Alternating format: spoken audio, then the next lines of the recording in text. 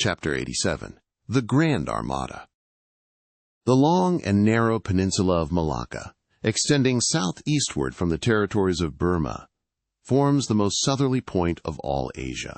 In a continuous line from that peninsula stretch the long islands of Sumatra, Java, Bali, and Timor, which, with many others, form a vast mole or rampart, lengthwise connecting Asia with Australia, and dividing the long, unbroken Indian Ocean from the thickly studded Oriental archipelagos. This rampart is pierced by several sally ports for the convenience of ships and whales, conspicuous among which are the Straits of Sunda and Malacca. By the Straits of Sunda, chiefly, vessels bound to China from the west emerge into the China Seas. Those narrow Straits of Sunda divide Sumatra from Java, and standing midway in that vast rampart of islands, buttressed by that bold green promontory, known to seamen as Java Head. They not a little correspond to the central gateway opening into some vast walled empire. And considering the inexhaustible wealth of spices and silks and jewels and gold and ivory with which the 1,000 islands of that Oriental Sea are enriched, it seems a significant provision of nature that such treasures by the very formation of the land should at least bear the appearance, however ineffectual, of being guarded from the all-grasping Western world. The shores of the Straits of Sunda are unsupplied with those domineering fortresses which guard the entrances to the Mediterranean, the Baltic, and the Propontis. Unlike the Danes, these Orientals do not demand the obsequious homage of lowered topsails from the endless procession of ships before the wind, which for centuries past, by night and by day, have passed between the islands of Sumatra and Java, freighted with the costliest cargoes of the East. But while they freely waive a ceremonial like this, they do by no means renounce their claim to more solid tribute. Time out of mind, the piratical proas of the Malays, lurking among the low-shaded coves and islets of Sumatra, have sallied out upon the vessels sailing through the straits, fiercely demanding tribute at the point of their spears. Though by the repeated bloody chastisements they have received at the hands of European cruisers, the audacity of these corsairs has of late been somewhat repressed. Yet, even at the present day, we occasionally hear of English and American vessels, which, in those waters, have been remorselessly boarded and pillaged. With a fair, fresh wind, the Pequod was now drawing nigh to these straits, Ahab purposing to pass through them into the Javan Sea, and thence, cruising northwards, over waters known to be frequented here and there by the sperm whale, sweep inshore by the Philippine Islands, and gain the far coast of Japan, in time for the great whaling season there. By these means, the circumnavigating Pequod would sweep almost all the known sperm whale cruising grounds of the world, previous to descending upon the line in the Pacific, where Ahab, though everywhere else foiled in his pursuit, firmly counted upon giving battle to Moby Dick. In the sea he was most known to frequent, and at a season when he might most reasonably be presumed to be haunting it. But how now? In this zoned quest, does Ahab touch no land? Does his crew drink air? Surely he will stop for water. Nay, for a long time now the circus-running sun has raced within his fiery ring, and needs no sustenance but what's in himself. So Ahab. Mark this, too, in the whaler. While other hulls are loaded down with alien stuff to be transferred to foreign wharves, the world-wandering whale ship carries no cargo but herself and crew, their weapons and their wants. She has a whole lake's contents bottled in her ample hold.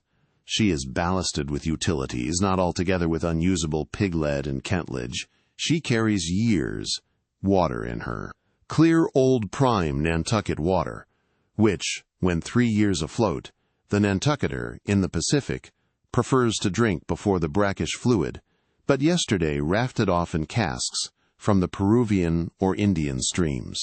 Hence it is that, while other ships may have gone to China from New York and back again, touching at a score of ports, the whale ship, in all that interval, may not have sighted one grain of soil, her crew having seen no man but floating seamen like themselves. So that, did you carry them the news that another flood had come, they would only answer, "Well, boys, here's the ark." Now, as many sperm whales had been captured off the western coast of Java, in the near vicinity of the Straits of Sunda, Indeed, as most of the ground round about was generally recognized by the fishermen as an excellent spot for cruising. Therefore, as the Pequod gained more and more upon Java Head, the lookouts were repeatedly hailed and admonished to keep wide awake. But though the green palmy cliffs of the land soon loomed on the starboard bow, and with delighted nostrils the fresh cinnamon was snuffed in the air, yet not a single jet was descried. Almost renouncing all thought of falling in with any game hereabouts, the ship had well nigh entered the straits, when the customary cheering cry was heard from aloft, and ere long a spectacle of singular magnificence saluted us. But here be it premised that owing to the unwearied activity with which of late they have been hunted over all four oceans, the sperm whales, instead of almost invariably sailing in small detached companies, as in former times, are now frequently met with in extensive herds, sometimes embracing so great a multitude that it would almost seem as if numerous nations of them had sworn solemn league and covenant for mutual assistance and protection. To this aggregation of the sperm whale into such immense caravans may be imputed the circumstance that even in the best cruising grounds you may now sometimes sail for weeks and months together without being greeted by a single spout, and then be suddenly saluted by what sometimes seems thousands on thousands.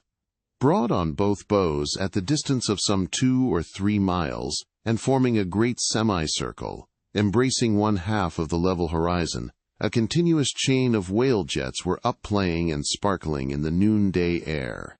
Unlike the straight perpendicular twin jets of the right whale which, dividing at top, fall over in 2 branches like the cleft drooping boughs of a willow, the single forward slanting spout of the sperm whale presents a thick, curled bush of white mist, continually rising and falling away to leeward. Seen from the Pequod's deck then as she would rise on a high hill of the sea, this host of vapory spouts individually curling up into the air and beheld through a blending atmosphere of bluish haze, showed like the 1,000 cheerful chimneys of some dense metropolis, descried of a balmy autumnal morning by some horseman on a height. As marching armies approaching an unfriendly defile in the mountains accelerate their march, all eagerness to place that perilous passage in their rear, and once more expand in comparative security upon the plain, even so did this vast fleet of whales now seem hurrying forward through the straits,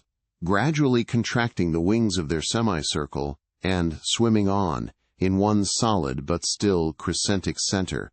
Crowding all sail, the Pequod pressed after them, the harpooneers handling their weapons, and loudly cheering from the heads of their yet suspended boats. If the wind only held, little doubt had they, that chased through these straits of Sunda, the vast host would only deploy into the oriental seas to witness the capture of not a few of their number. And who could tell whether, in that congregated caravan, Moby Dick himself might not temporarily be swimming, like the worshipped white elephant in the coronation procession of the Siamese? So with stunsail piled on stunsail, we sailed along, driving these leviathans before us, when, of a sudden, the voice of Tashtego was heard, loudly directing attention to something in our wake. Corresponding to the crescent in our van, we beheld another in our rear. It seemed formed of detached white vapors, rising and falling something like the spouts of the whales, only they did not so completely come and go, for they constantly hovered, without finally disappearing.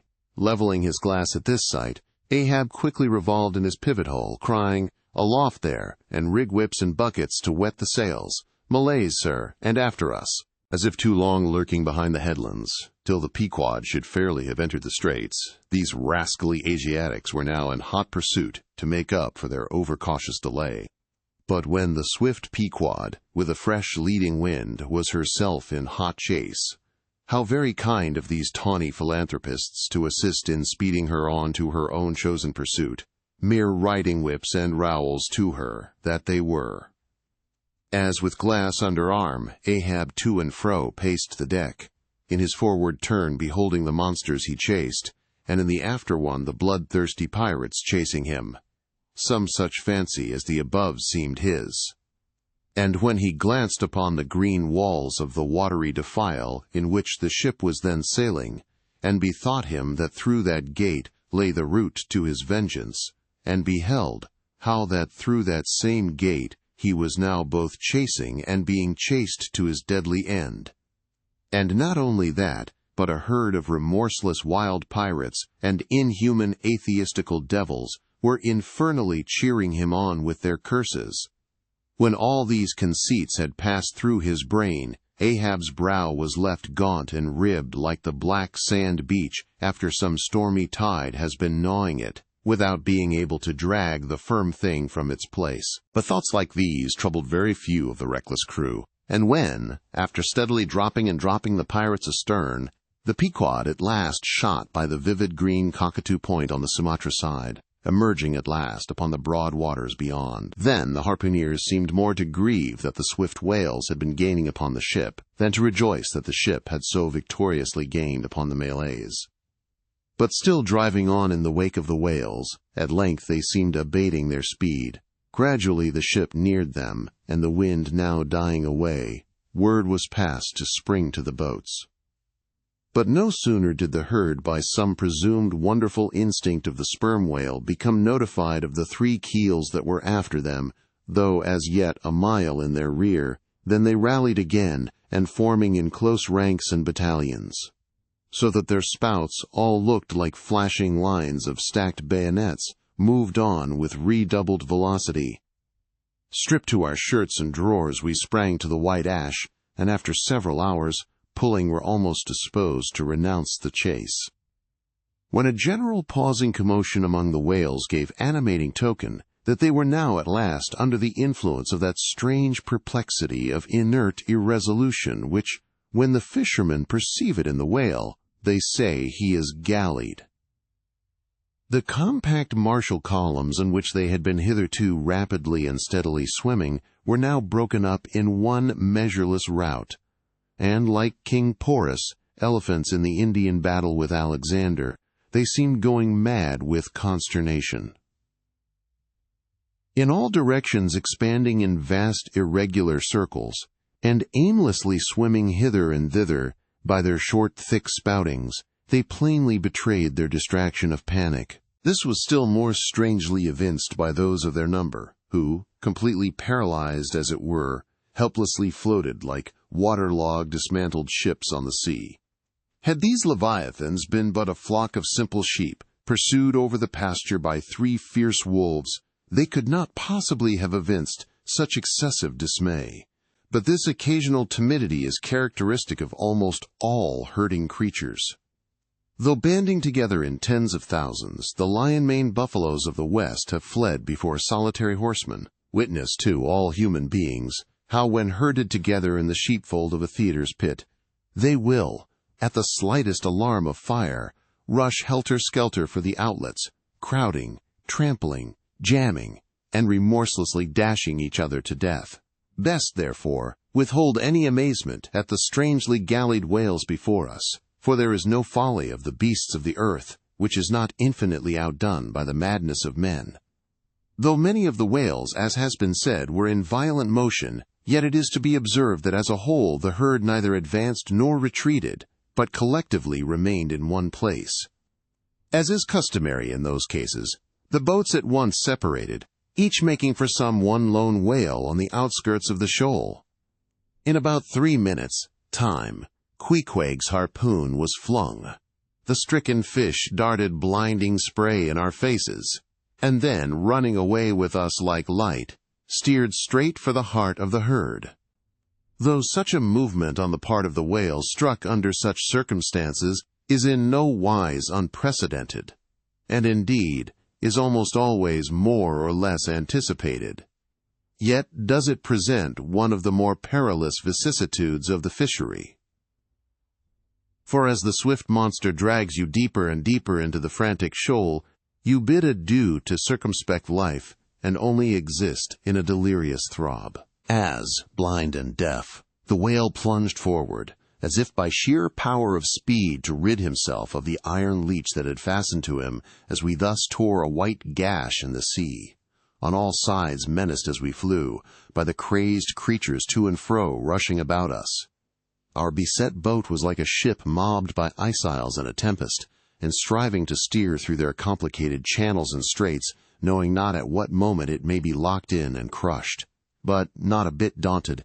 Queequeg steered us manfully, now sheering off from this monster directly across our route in advance, now edging away from that whose colossal flukes were suspended overhead, while all the time Starbuck stood up in the bows, lance in hand, pricking out of our way whatever whales he could reach by short darts, for there was no time to make long ones. Nor were the oarsmen quite idle, though their wonted duty was now altogether dispensed with. They chiefly attended to the shouting part of the business. "Out of the way, Commodore!" cried one, to a great dromedary that of a sudden rose bodily to the surface, and for an instant threatened to swamp us. "Hard down with your tail there!" cried a second to another, which, close to our gunwale, seemed calmly cooling himself with his own fan-like extremity. All whaleboats carry certain curious contrivances, originally invented by the Nantucket Indians, called drugs. Two thick squares of wood of equal size are stoutly clenched together, so that they cross each other's grain at right angles. A line of considerable length is then attached to the middle of this block, and the other end of the line being looped, it can in a moment be fastened to a harpoon. It is chiefly among gallied whales that this drug is used, for then more whales are close round you than you can possibly chase at one time. But sperm whales are not every day encountered. While you may, then, you must kill all you can. And if you cannot kill them all at once, you must wing them, so that they can be afterwards killed at your leisure. Hence it is that at times like these the drug comes into requisition. Our boat was furnished with 3 of them.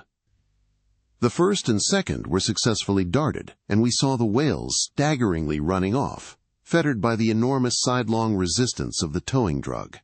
They were cramped like malefactors with a chain and ball. But upon flinging the third, in the act of tossing overboard the clumsy wooden block, it caught under one of the seats of the boat, and in an instant tore it out and carried it away, dropping the oarsman in the boat's bottom as the seat slid from under him. On both sides the sea came in at the wounded planks, but we stuffed 2 or 3 drawers and shirts in, and so stopped the leaks for the time. It had been next to impossible to dart these drugged harpoons, were it not that as we advanced into the herd, our whale's way greatly diminished. Moreover, that as we went still further and further from the circumference of commotion, the direful disorders seemed waning, so that when at last the jerking harpoon drew out, and the towing whale sideways vanished, then, with the tapering force of his parting momentum, we glided between 2 whales into the innermost heart of the shoal, as if from some mountain torrent we had slid into a serene valley lake. Here the storms and the roaring glens between the outermost whales were heard, but not felt. In this central expanse the sea presented that smooth, satin-like surface, called a sleek, produced by the subtle moisture thrown off by the whale in his more quiet moods. Yes, we were now in that enchanted calm which they say lurks at the heart of every commotion. And still in the distracted distance we beheld the tumults of the outer concentric circles, and saw successive pods of whales, 8 or 10 in each, swiftly going round and round, like multiplied spans of horses in a ring, and so closely shoulder to shoulder that a titanic circus rider might easily have overarched the middle ones, and so have gone round on their backs. Owing to the density of the crowd of reposing whales, more immediately surrounding the embayed axis of the herd, no possible chance of escape was at present afforded us. We must watch for a breach in the living wall that hemmed us in, the wall that had only admitted us in order to shut us up. Keeping at the center of the lake, we were occasionally visited by small tame cows and calves, the women and children of this routed host. Now, inclusive of the occasional wide intervals between the revolving outer circles, and inclusive of the spaces between the various pods in any one of those circles, the entire area at this juncture, embraced by the whole multitude, must have contained at least 2 or 3 square miles. At any rate, though indeed such a test at such a time might be deceptive, spoutings might be discovered from our low boat that seemed playing up almost from the rim of the horizon. I mention this circumstance because, as if the cows and calves had been purposely locked up in this innermost fold, and as if the wide extent of the herd had hitherto prevented them from learning the precise cause of its stopping.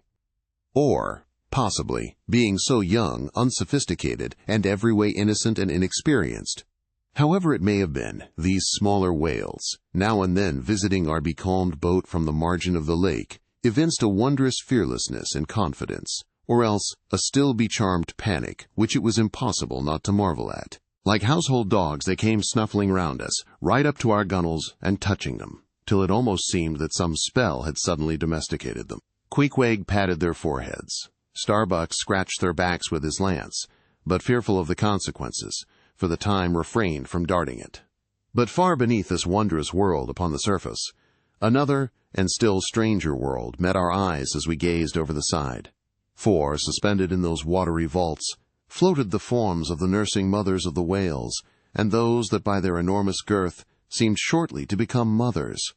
The lake, as I have hinted, was to a considerable depth exceedingly transparent, and as human infants, while suckling, will calmly and fixedly gaze away from the breast, as if leading two different lives at the time, and while yet drawing mortal nourishment, be still spiritually feasting upon some unearthly reminiscence. Even so did the young of these whales seem looking up towards us, but not at us, as if we were but a bit of gulfweed in their newborn sight. Floating on their sides, the mothers also seemed quietly eyeing us. One of these little infants, that from certain queer tokens seemed hardly a day old, might have measured some 14 feet in length and some 6 feet in girth. He was a little frisky, though as yet his body seemed scarce yet recovered from that irksome position it had so lately occupied in the maternal reticule, where, tail to head, and all ready for the final spring, the unborn whale lies bent like a Tartar's bow.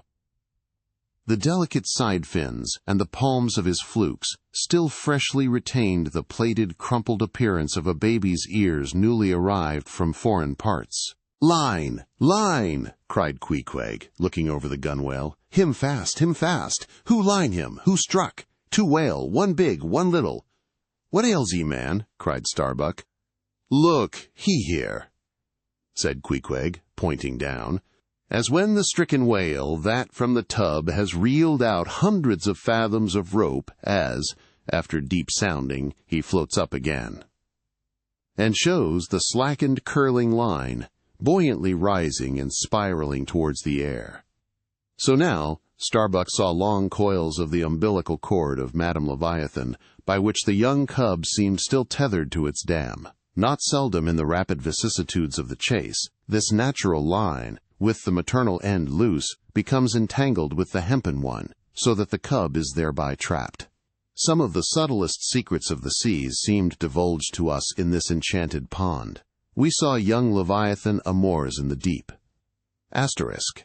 The sperm whale, as with all other species of the Leviathan, but unlike most other fish, breeds indifferently at all seasons, after a gestation which may probably be set down at 9 months, producing but one at a time, though in some few known instances giving birth to an Esau and Jacob, a contingency provided for in suckling by 2 teats, curiously situated, one on each side of the anus, but the breasts themselves extend upwards from that. When by chance these precious parts in a nursing whale are cut by the hunter's lance, the mothers pouring milk and blood rivalingly discolor the sea for rods. The milk is very sweet and rich. It has been tasted by man. It might do well with strawberries. When overflowing with mutual esteem, the whales salute more hominum. And thus, though surrounded by circle upon circle of consternations and affrights, did these inscrutable creatures at the center freely and fearlessly indulge in all peaceful concernments, yea, serenely reveled in dalliance and delight.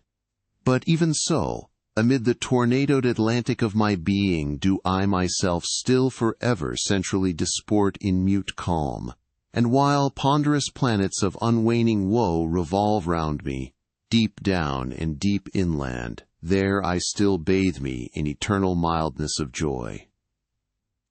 Meanwhile, as we thus lay entranced, the occasional sudden frantic spectacles in the distance evinced the activity of the other boats, still engaged in drugging the whales on the frontier of the host, or possibly carrying on the war within the first circle, where abundance of room and some convenient retreats were afforded them. But the sight of the enraged, drugged whales now and then blindly darting to and fro across the circles was nothing to what at last met our eyes. It is sometimes the custom when fast to a whale more than commonly powerful and alert, to seek to hamstring him, as it were, by sundering or maiming his gigantic tail tendon. It is done by darting a short-handled cutting spade, to which is attached a rope for hauling it back again. A whale wounded, as we afterwards learned, in this part, but not effectually, as it seemed, had broken away from the boat, carrying along with him half of the harpoon line.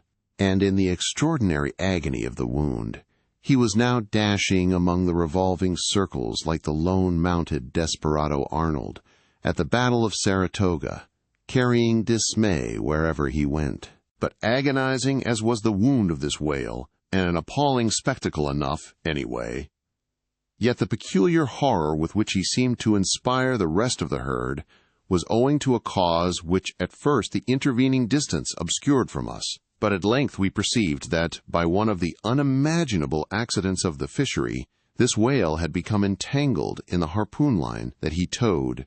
He had also run away with the cutting spade in him, and while the free end of the rope attached to that weapon had permanently caught in the coils of the harpoon line round his tail, the cutting spade itself had worked loose from his flesh, so that, tormented to madness, he was now churning through the water, violently flailing with his flexible tail, and tossing the keen spade about him, wounding and murdering his own comrades. This terrific object seemed to recall the whole herd from their stationary fright.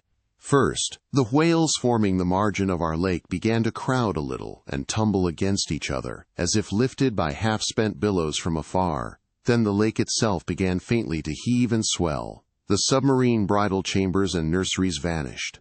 In more and more contracting orbits, the whales in the more central circles began to swim in thickening clusters. Yes, the long calm was departing. A low advancing hum was soon heard, and then, like to the tumultuous masses of block ice, when the great river Hudson breaks up in spring, the entire host of whales came tumbling upon their inner center, as if to pile themselves up in one common mountain. Instantly, Starbuck and Queequeg changed places, Starbuck taking the stern. "Oars! Oars!" he intensely whispered, seizing the helm. "Gripe your oars, and clutch your souls now. My God, men, stand by. Shove him off, you Queequeg. The whale there. Prick him. Hit him.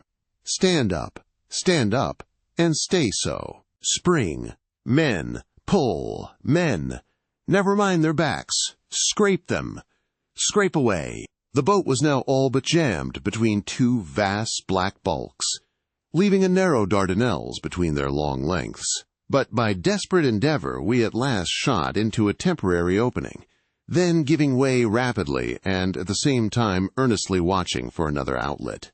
After many similar hair-breadth escapes, we at last swiftly glided into what had just been one of the outer circles, but now crossed by random whales, all violently making for one center.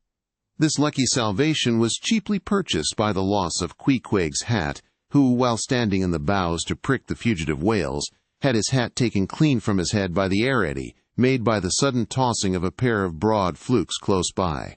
Riotous and disordered as the universal commotion now was, it soon resolved itself into what seemed a systematic movement, for having clumped together at last in one dense body, they then renewed their onward flight with augmented fleetness.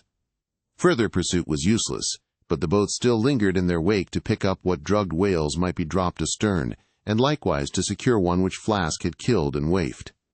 The waif is a pennant pole, 2 or 3 of which are carried by every boat, and which, when additional game is at hand, are inserted upright into the floating body of a dead whale, both to mark its place on the sea, and also as token of prior possession, should the boats of any other ship draw near. The result of this lowering was somewhat illustrative of that sagacious saying in the fishery, "The more whales, the less fish."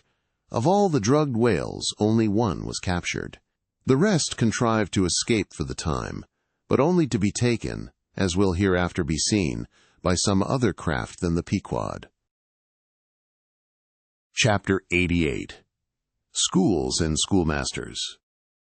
The previous chapter gave account of an immense body or herd of sperm whales, and there was also then given the probable cause inducing those vast aggregations. Now, though such great bodies are at times encountered, yet, as must have been seen, even at the present day, small detached bands are occasionally observed, embracing from 20 to 50 individuals each. Such bands are known as schools. They generally are of two sorts, those composed almost entirely of females, and those mustering none but young, vigorous males or bulls, as they are familiarly designated. In cavalier attendance upon the school of females, you invariably see a male of full-grown magnitude, but not old, who, upon any alarm, evinces his gallantry by falling in the rear and covering the flight of his ladies.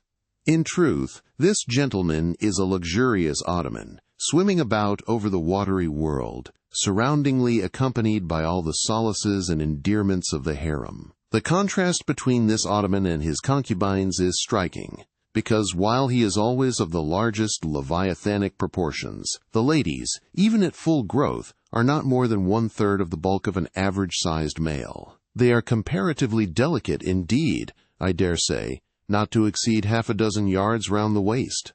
Nevertheless, it cannot be denied that upon the whole they are hereditarily entitled to embonpoint. It is very curious to watch this harem and its lord in their indolent ramblings.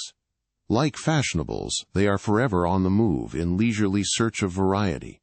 You meet them on the line in time for the full flower of the equatorial feeding season, having just returned perhaps from spending the summer in the northern seas, and so cheating summer of all unpleasant weariness and warmth. By the time they have lounged up and down the promenade of the equator a while, they start for the oriental waters in anticipation of the cool season there, and so evade the other excessive temperature of the year.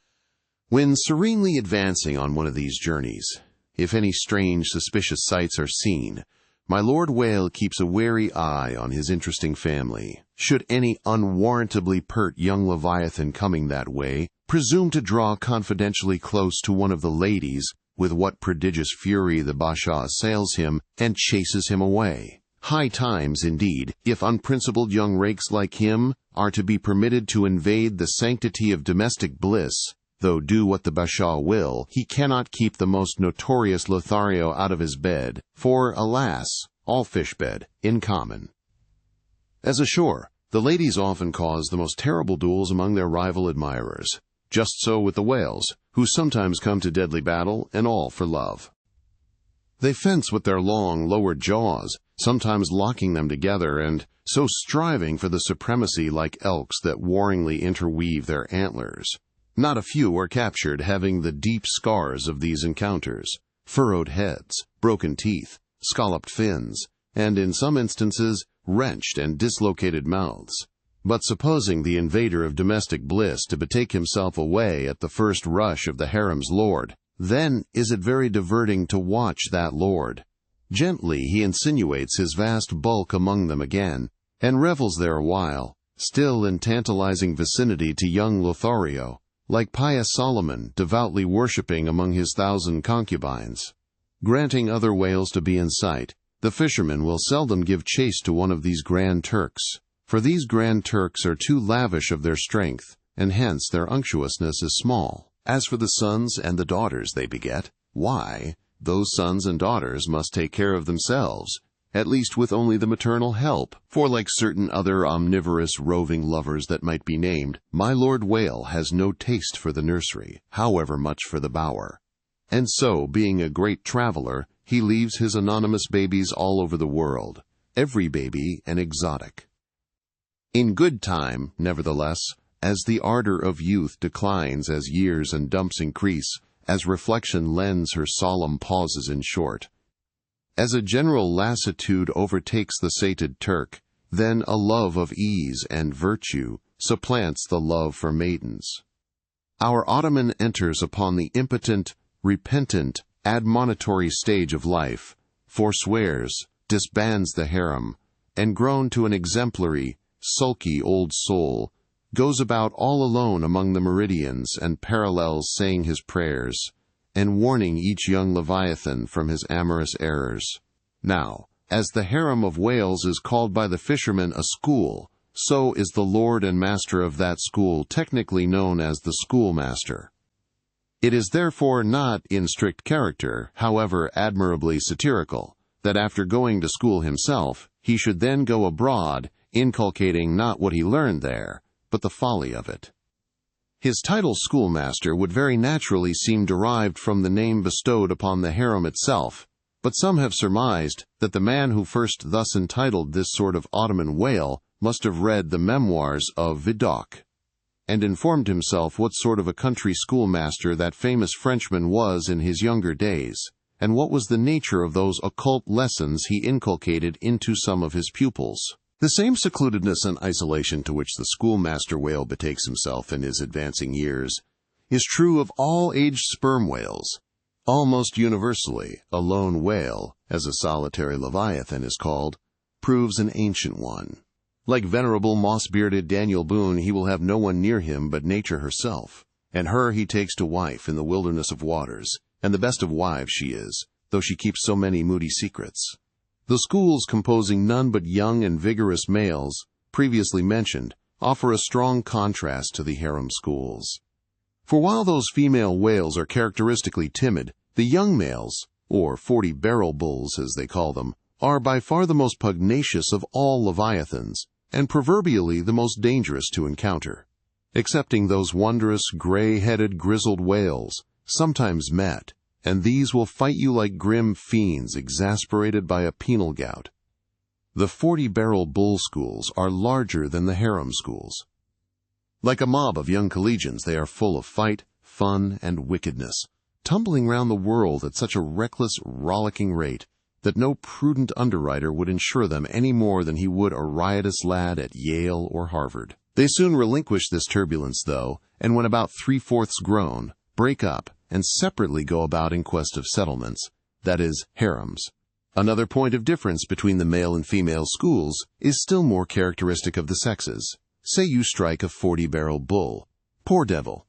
All his comrades quit him, but strike a member of the harem school, and her companions swim around her with every token of concern, sometimes lingering so near her and so long as themselves to fall a prey. Chapter 89. Fast Fish and Loose Fish. The allusion to the waif and waif poles in the last chapter but one necessitates some account of the laws and regulations of the whale fishery, of which the waif may be deemed the grand symbol and badge. It frequently happens that when several ships are cruising in company, a whale may be struck by one vessel, then escape, and be finally killed and captured by another vessel. And herein are indirectly comprised many minor contingencies, all partaking of this one grand feature. For example, after a weary and perilous chase and capture of a whale, the body may get loose from the ship by reason of a violent storm, and drifting far away to leeward, be retaken by a second whaler, who, in a calm, snugly tows it alongside without risk of life or line. Thus, the most vexatious and violent disputes would often arise between the fishermen, were there not some written or unwritten, universal, undisputed law applicable to all cases. Perhaps the only formal whaling code authorized by legislative enactment was that of Holland. It was decreed by the States General in A.D. 1695. But though no other nation has ever had any written whaling law, yet the American fishermen have been their own legislators and lawyers in this matter. They have provided a system which for terse comprehensiveness surpasses Justinian's Pandects and the bylaws of the Chinese society for the suppression of meddling with other people's business. Yes, these laws might be engraven on a Queen Anne's farthing, or the barb of a harpoon, and worn round the neck, so small are they. Aye, a fast fish belongs to the party fast to it. 2.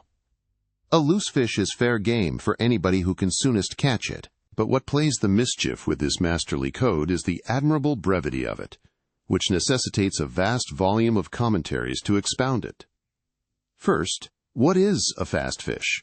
Alive or dead, a fish is technically fast when it is connected with an occupied ship or boat by any medium at all controllable by the occupant or occupants. A mast, an oar, a 9-inch cable, a telegraph wire, or a strand of cobweb. It is all the same. Likewise, a fish is technically fast when it bears a waif, or any other recognized symbol of possession, so long as the party waifing it plainly evince their ability at any time to take it alongside, as well as their intention so to do.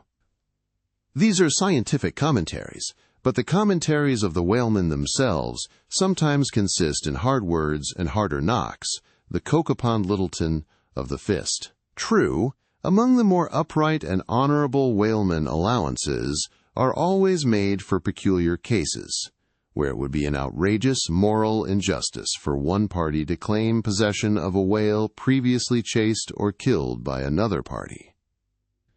But others are by no means so scrupulous. Some 50 years ago there was a curious case of whale trover litigated in England, wherein the plaintiffs set forth that after a hard chase of a whale in the northern seas, and when indeed they, the plaintiffs, had succeeded in harpooning the fish, they were at last, through peril of their lives, obliged to forsake not only their lines, but their boat itself. Ultimately, the defendants, the crew of another ship, came up with the whale, struck, killed, seized, and finally appropriated it before the very eyes of the plaintiffs. And when those defendants were remonstrated with, their captain snapped his fingers in the plaintiffs' teeth and assured them that by way of doxology to the deed he had done, he would now retain their line, harpoons, and boat, which had remained attached to the whale at the time of the seizure. Wherefore the plaintiffs now sued for the recovery of the value of their whale, line, harpoons, and boat. Mr. Erskine was counsel for the defendants. Lord Ellenborough was the judge. In the course of the defense, the witty Erskine went on to illustrate his position by alluding to a recent crim-con case wherein a gentleman, after in vain trying to bridle his wife's viciousness, had at last abandoned her upon the seas of life. But, in the course of years, repenting of that step, he instituted an action to recover possession of her. Erskine was on the other side, and he then supported it by saying that though the gentleman had originally harpooned the lady, and had once had her fast, and only by reason of the great stress of her plunging viciousness, had at last abandoned her. Yet abandon her he did, so that she became a loose fish, and therefore when a subsequent gentleman reharpooned her, the lady then became that subsequent gentleman's property, along with whatever harpoon might have been found sticking in her. Now, in the present case, Erskine contended that the examples of the whale and the lady were reciprocally illustrative of each other. These pleadings and the counter-pleadings being duly heard, the very learned judge in set terms decided, to wit, that as for the boat, he awarded it to the plaintiffs, because they had merely abandoned it to save their lives, but that with regard to the controverted whale, harpoons, and line, they belonged to the defendants, the whale, because it was a loose fish at the time of the final capture, and the harpoons and line, because when the fish made off with them, it, the fish, acquired a property in those articles. And hence, anybody who afterwards took the fish had a right to them. Now the defendants afterwards took the fish. Ergo, the aforesaid articles were theirs. A common man looking at this decision of the very learned judge might possibly object to it. But plowed up to the primary rock of the matter, the two great principles laid down in the twin whaling laws previously quoted, and applied and elucidated by Lord Ellenborough in the above-cited case. These two laws touching fast fish and loose fish, I say, will, on reflection, be found the fundamentals of all human jurisprudence, for notwithstanding its complicated tracery of sculpture, the temple of the law, like the temple of the Philistines, has but two props to stand on. Is it not a saying in everyone's mouth, possession is half of the law, that is, regardless of how the thing came into possession? But often possession is the whole of the law. What are the sinews and souls of Russian serfs and Republican slaves but fast fish, whereof possession is the whole of the law? What to the rapacious landlord is the widow's last mite but a fast fish? What is yonder undetected villain's marble mansion with a doorplate for a waif? What is that but a fast fish? What is the ruinous discount which Mordecai, the broker, gets from poor Woebegone, the bankrupt, on a loan to keep Woebegone's family from starvation? What is that ruinous discount but a fast fish? What is the Archbishop of Save Souls' income of £100,000 seized from the scant bread and cheese of hundreds of thousands of broken-backed laborers, all sure of heaven without any of Save Souls' help? What is that globular £100,000 but a fast fish? What are the Duke of Dunder's hereditary towns and hamlets but fast fish? What to that redoubted harpooner John Bull is poor Ireland but a fast fish? What to that apostolic lancer Brother Jonathan is Texas but a fast fish? And concerning all these, is not possession the whole of the law? But if the doctrine of fast fish be pretty generally applicable, the kindred doctrine of loose fish is still more widely so. That is internationally and universally applicable. What was America in 1492 but a loose fish in which Columbus struck the Spanish standard by way of wafting it for his royal master and mistress? What was Poland to the Tsar? What Greece to the Turk? What India to England? What at last will Mexico be to the United States? All loose fish. What are the rights of man and the liberties of the world but loose fish?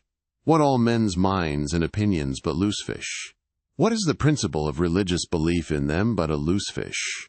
What to the ostentatious smuggling verbalists are the thoughts of thinkers but loose fish? What is the great globe itself but a loose fish? And what are you, reader, but a loose fish and a fast fish too? Chapter 90. Heads or tails. De balena vero sufficit, si rex habeat caput, et regina caudam. Bracton, L3, circa 3, Latin from the books of the laws of England, which taken along with the context, means that of all whales captured by anybody on the coast of that land, the king, as honorary grand harpooner, must have the head, and the queen be respectfully presented with the tail. A division which, in the whale, is much like having an apple. There is no intermediate remainder. Now, as this law, under a modified form, is to this day in force in England, and as it offers in various respects a strange anomaly touching the general law of fast and loose fish, it is here treated of in a separate chapter on the same courteous principle that prompts the English railways to be at the expense of a separate car, specially reserved for the accommodation of royalty. In the first place, in curious proof of the fact that the above-mentioned law is still in force, I proceed to lay before you a circumstance that happened within the last 2 years. It seems that some honest mariners of Dover or Sandwich or some one of the Cinque Ports had, after a hard chase, succeeded in killing and beaching a fine whale, which they had originally descried afar off from the shore. Now the Cinque Ports are partially or somehow under the jurisdiction of a sort of policeman or beadle, called a Lord Warden. Holding the office directly from the Crown, I believe, all the royal emoluments incident to the Cinque Port territories become by assignment his. By some writers this office is called a sinecure, but not so, because the Lord Warden is busily employed at times in fobbing his perquisites, which are his chiefly by virtue of that same fobbing of them. Now, when these poor sunburnt mariners, barefooted, and with their trousers rolled high up on their eely legs, had wearily hauled their fat fish high and dry, promising themselves a good 150 pounds from the precious oil and bone, and in fantasy sipping rare tea with their wives, and good ale with their cronies, upon the strength of their respective shares, up steps a very learned and most Christian and charitable gentleman, with a copy of Blackstone under his arm, and laying it upon the whale's head, he says, "Hands off. This fish, my masters, is a fast fish. I seize it as the Lord Warden's." Upon this, the poor mariners in their respectful consternation, so truly English, knowing not what to say, fall to vigorously scratching their heads all round, meanwhile ruefully glancing from the whale to the stranger. But that did in no wise mend the matter, or at all soften the hard heart of the learned gentleman with the copy of Blackstone. At length one of them, after long scratching about for his ideas, made bold to speak. "Please, sir, who is the Lord Warden?" "The Duke." "But the Duke had nothing to do with taking this fish?" "It is his. We have been at great trouble and peril and some expense, and is all that to go to the Duke's benefit, we getting nothing at all for our pains but our blisters? It is his. Is the Duke so very poor as to be forced to this desperate mode of getting a livelihood? It is his. I thought to relieve my old bedridden mother by part of my share of this whale. It is his. Won't the Duke be content with a quarter or a half? It is his, in a word. The whale was seized and sold, and His Grace the Duke of Wellington received the money. Thinking that viewed in some particular lights, the case might, by a bare possibility in some small degree, be deemed under the circumstances a rather hard one. An honest clergyman of the town respectfully addressed a note to His Grace, begging him to take the case of those unfortunate mariners into full consideration, to which my Lord Duke in substance replied, both letters were published, that he had already done so, and received the money, and would be obliged to the reverend gentleman, if for the future he, the reverend gentleman, would decline meddling with other people's business. Is this the still militant old man, standing at the corners of the three kingdoms, on all hands coercing alms of beggars? It will readily be seen that in this case the alleged right of the Duke to the whale was a delegated one from the sovereign. We must needs inquire, then, on what principle the sovereign is originally invested with that right. The law itself has already been set forth. But Plowden gives us the reason for it. Says Plowden, "The whale so caught belongs to the king and queen, because of its superior excellence." And by the soundest commentators this has ever been held a cogent argument in such matters. But why should the king have the head, and the queen the tail? A reason for that, ye lawyers. In his treatise on Queen Gold, or Queen Pin Money, an old King's Bench author, one William Prynne, thus discourseth: "Ye tail is ye queen's, that ye queen's wardrobe may be supplied with ye whalebone." Now, this was written at a time when the black limber bone of the Greenland or right whale was largely used in ladies' bodices. But this same bone is not in the tail, it is in the head, which is a sad mistake for a sagacious lawyer like Prynne. But is the queen a mermaid, to be presented with a tail? An allegorical meaning may lurk here. There are two royal fish, so styled by the English law writers, the whale and the sturgeon, both royal property under certain limitations, and nominally supplying the 10th branch of the Crown's ordinary revenue. I know not that any other author has hinted of the matter, but by inference it seems to me that the sturgeon must be divided in the same way as the whale, the king receiving the highly dense and elastic head peculiar to that fish, which, symbolically regarded, may possibly be humorously grounded upon some presumed congeniality. And thus there seems a reason in all things, even in law.